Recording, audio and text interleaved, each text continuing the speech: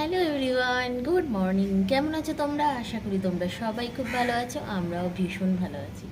আজ হচ্ছে রবিবার আর এখন বাজে 8:45। এইখানেই এক্সারসাইজ শেষ হলো আর বসে তোমাদের সাথে কথা বলছি। আজকে খুব বড় সড়ো একটা আর কি রেমাল নাকি একটা নাম, এক একটা খবরে এক এক রকম নাম বলছে। ঝড় আসবে, তো সবাই খুব সাবধানে থেকো, ঘরে থেকো, বাইরে বেরিও না। খুব প্রয়োজন না হলে বাইরে বেরিও না, ঘরে থেকো, সাবধানে থেকো সবাই। যাই হোক, চলো আজকে থেকে ভিডিওটা স্টার্ট করছি। আর আজকে রবিবার আমাদের চলে যাওয়ার কথা ছিল, বাট এই ঝড়ের জন্য আর একটা ব্যাপার, আর একটা হচ্ছে কালকে রাজীবের অফিসে কিছু ডকুমেন্টস জমা দিতে হবে, তো সেই কারণে আজকে আমাদের যাওয়া হচ্ছে না। আবার কবে যাওয়া হচ্ছে সেটা আবার তোমাদেরকে ঠিক হলে জানানো হবে। মোটামুটি আমরা রেডি আছি, জামা কাপড় যা যা নেওয়ার সব কিছু নিয়ে রেডি রয়েছি। যেদিনকে সিদ্ধান্ত হবে বেরিয়ে যাব। যেতে তো হবে, আমাদেরও তো এই মাসে ঘরটা ছাড়তে হবে। তো চলো, সকাল 6:30 থেকে বৃষ্টি আরম্ভ হয়েছে, জাস্ট 7:30 কমলো, মানে 1 ঘন্টা টানা বৃষ্টি হয়েছে। খুব বেশি জোরে হয়নি, তবে খুব বেশি যে আসতে হয়েছে তাও না, ভালোই হয়েছে বৃষ্টিটা। 1 ঘন্টা পুরো 6:30 থেকে ওয়ার্কআউট স্টার্ট হয়েছে, আর 6:30 থেকে বৃষ্টিও স্টার্ট হয়েছে, আর 7:30 থামলো। আর আমার তো সকালে এনার্জি ড্রিঙ্কস খাওয়া হয়ে গেছে, আমি যে ব্রেকফাস্ট নিয়ে বসে গেছি। ব্রেকফাস্ট করতে করতেই আমাদের ওয়ার্কআউট শেষ হলো। আর এখন যাবো কি ড্রেস চেঞ্জ করে একটু গোছগাছ করবো, মানে গোছগাছ বলতে ঘর ঝাড় দেওয়া, ঘর মোছা। রাজীবকে অনেকক্ষণ আগে ডেকে দিয়েছি, জানি না উঠেছে কি না, কারণ আমি বললাম এই ঝড় বৃষ্টির জন্য যাও আগে বাজারটা করে নিয়ে এসো, কারণ হুট করে কখন ঝড় বৃষ্টি আরম্ভ হয়ে যায়। বাজারটা করে নিয়ে আসো, যা লাগবে নিয়ে ঘরে চলে আসো, আর বেরোনোর দরকার নেই। যাই হোক, চলো, বসে থাকলে না ঘুম পায় আর বেশি লেজি লাগে, তার থেকে ঝটপট কাজগুলো শেষ করি। আর বাজার থেকে না আসলে তো রান্না হবে না, ওই রান্না নিয়ে কালকে রাত্রিরে অনেকগুলো কাছাকাছিও ভিজিয়ে রেখেছি, সেগুলোও কাচতে হবে। যাক চলো।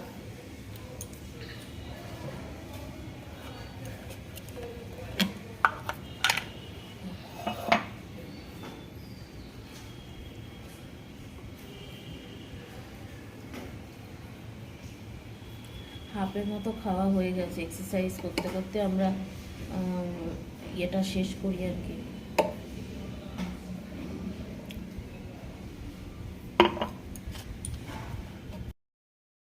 চলো, কাজে লেগে পড়লাম একদম কোমর বেঁধে। যত তাড়াতাড়ি কাজ শেষ করতে পারি তত তাড়াতাড়ি একটু বিশ্রাম পাবো। তবে কি বলো তো, মনটা একদম ভালো নেই, ভালো নেই, একদমই ভালো নেই। দেখো, নিজের সংসার আর নিজস্ব একটা সংসার, যেই সংসারে শুধু তোমার কথাটাই শেষ কথা, নিজের মতো কাজ করা, নিজের মতো করে সংসার গুছানো, যখন যেটা ইচ্ছা হবে সেটা করা, সেটাই হচ্ছে নিজের সংসার। তো নিজের সংসারটা ছেড়ে না অনেক দিন হয়ে গেল আছি এখানে, আর একদম মন বসাতে পারছি না, বিশ্বাস করো। খুব কষ্ট হচ্ছে, এবার কবে যে নিজের বাড়িতে যাব আর কবে যে সেই নিজের মতো গুছিয়ে সংসার করব, তাই ভাবছি। তোমরা ভালো করেই জানো কলকাতায় এই ফ্ল্যাটে সব কিছু নেই, যেহেতু আমাদের এখানে কেউই থাকে না, জাস্ট ফ্ল্যাটটা কিনে ফেলে রাখা হয়েছে, তো তার জন্য আর কি সেরকমভাবে কিছুই নেই, যতটুকু লাগে ততটুকু এনে করতে হয়। তো তার জন্য বেশি ফ্যাসিনেশন রান্না বান্না বলো কিছু বলো করতে পারি না। আর সেই ফেব্রুয়ারি মাসে এসেছি, আর ভালো লাগছে না গো, কবে যে যাব সেই চিন্তা করছি। নিজের সংসার নিজের হাতে সব কিছু পরিষ্কার থেকে আরম্ভ করে গোছানো করা, নিজের মনের মতো করে সব কিছু করা, কবে যে আবার পাবো জানি না। শুধু দিন গোনার অপেক্ষা, এবার শুধু দিন গুনছি।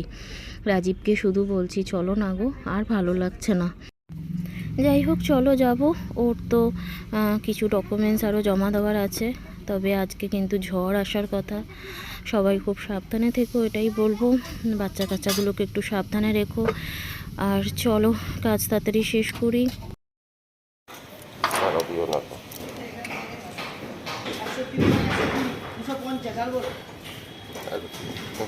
আর কিছু না।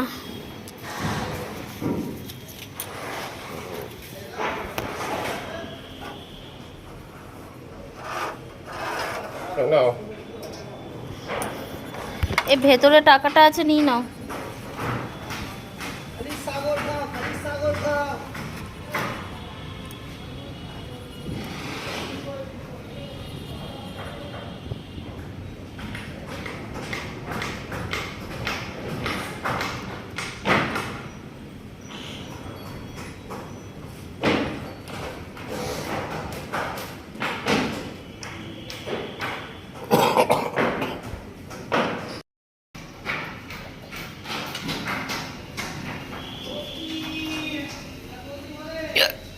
বের করতে পারবে?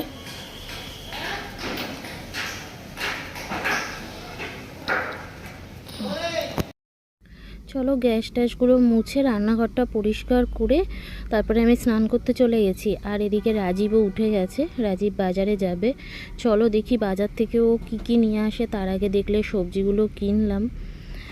যাই হোক চলো দেখাই তোমাদেরকে কি কি সবজি নিলাম।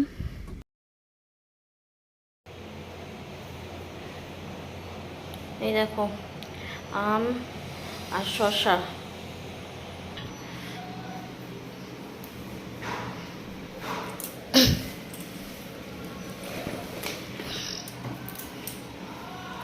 পটল, উচ্ছে, বেগুন, একটা ছোট পেঁপে নিয়েছি, আর লেবু, বেশ ঢেঁড়স এই নিয়েছি। অল্প অল্প করে নিলেই ভালো, তাহলে টাটকা সবজিটা পাওয়া যায়। আর ফ্রিজে রেখে রেখে খেলে কেমন নেতিয়ে যায়, ভাল লাগে না আর খেতে।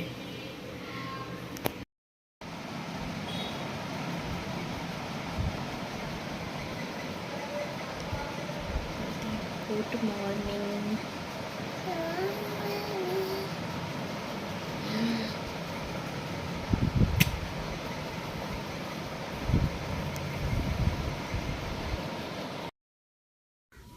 বাজার থেকেই ফোন করেছিল রাজীব যে জানো আজকে বাজারে না খুব ভালো ভালো ইলিশ, টাটকা ইলিশ উঠেছে, ভালোই হবে খেতে। রাজীব আবার একটু ইলিশ মাছ ভালো চেনে, যদিও ও 12 বছর মেদিনীপুরে কাটিয়েছে, আর সেখান থেকে আর কি ওর এই মাছটা যে একটু ভালোই চেনাচেনি হয়েছে আর কি।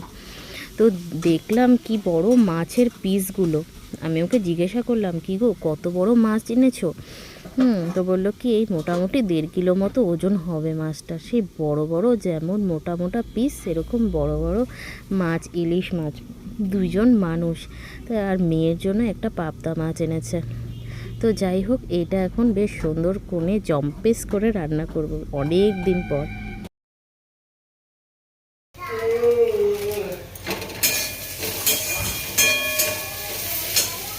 ইলিশ মাছটা করব, মানে ভাপা তো আর হবে না, এখানে তোমার ইয়ে নেই, কী বলে টিফিন বাটি নেই, তো তার জন্য এমনি করব আর কি। সর্ষে, পোস্ত, কাজু বাদাম দিয়ে করব।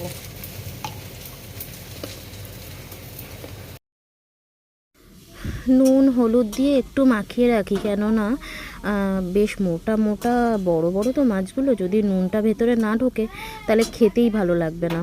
তার জন্য ভাবলাম একটু নুন আর একটু হলুদটা মাখিয়ে আগে রেখে দিই, তারপরে মেয়ের রান্নাটা করব।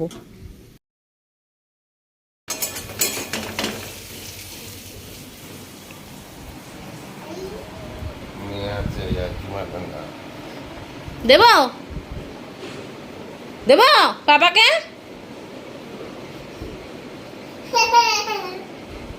দুষ্টু করেছে কিন্তু দেখবে।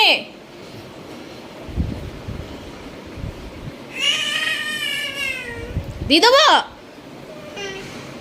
বক বক বক বক করেই যাচ্ছে কখন থেকে। দেব, মেয়ে দিতে বলেছে কিন্তু।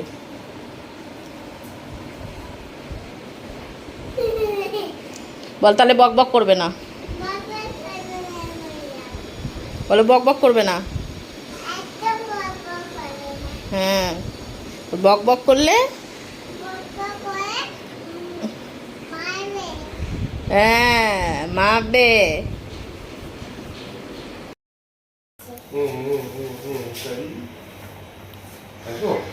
আজকে আমি বলেছি ঘরের কাজ যদি না করো তাহলে খাবার দেব না দুপুরে।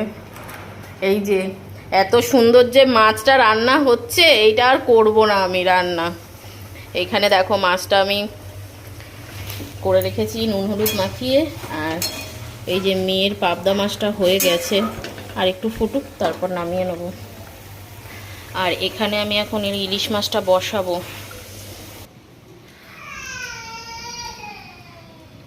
ক্যামেরাটা সামনে নিয়ে গেলেই হেজি চলে আসছে। কেমন বৃষ্টি নেমেছে দেখো, কি ভাল লাগছে আজকে ওয়েদারটা।